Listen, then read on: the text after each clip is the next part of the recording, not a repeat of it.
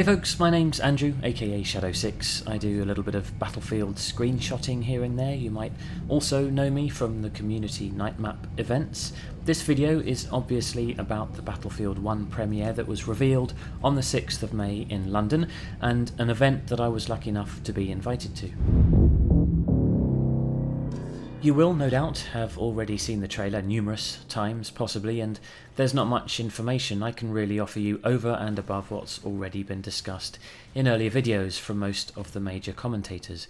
But what I can do is offer my thoughts and experiences from the event itself, with a few odd bits of video from behind the scenes, meet and greets, which for me personally was actually as much a part of the event as the trailer itself. So let me just touch on the trailer to begin with, and the reveal as a whole, because this wasn't just a new Battlefield reveal like we might have expected. In fact, the World War I setting was the last thing I expected, and I suspect much of the community as well. As an era, it certainly seemed to appear at the bottom of most polls taken in the weeks leading up to the event. When that screen first lit up with the dramatic trailer footage, music and sound effects rudely awakening, it was actually a little scary, not in the sense of World War I horrors of war scary, but in how much of a departure it was from what we've been used to since BF2. Hand-to-hand combat, not traditionally a strength of the Battlefield franchise, horses, suits of armour, and a very visceral, very violent feel to it. Sitting in that theatre, it was an assault on the senses in every way. And then we watched it again, and we were able to get past the initial shock and awe, after which we were shown some pre-alpha multiplayer gameplay, and that is what, for me anyway, really sold the story. The trailer, as beautiful as it was savage, didn't really let you into the player experience, but seeing this gameplay, it was immediately apparent that this game decision is not only extremely well timed, but incredibly brave on behalf of DICE and EA. Just think about that progression from BF2 through BF3 to BF4, with a couple of Bad Company games in between, and now we forge headlong and blooded into a much simpler but more brutal time, a world war for the first time, in fact. And I emphasise the bravery and timing for a reason. If you think back to when the game must have started development, this will have been before all the World War era hype, before most people had decided that they had grown tired with modern and near-future shooters.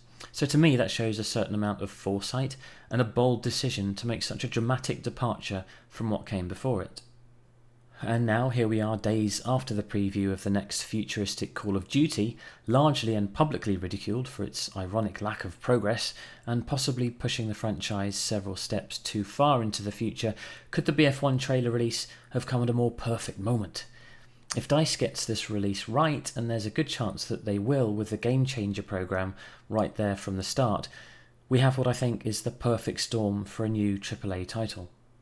So that's the game. We know it looks beautiful. It was always going to look beautiful, having seen what they were able to do with Battlefront visually, and with no aging consoles to hold them back too much. It probably goes without saying that I'm looking forward not only to playing the game, but to also taking pictures within it.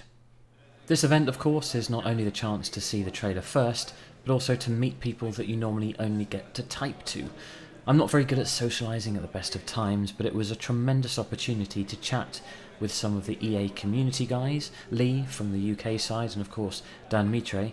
A particular highlight of mine was shaking hands and chatting briefly to David Serland. He's such a nice, unassuming guy, and his passion for what he does, as always, shines through above all else.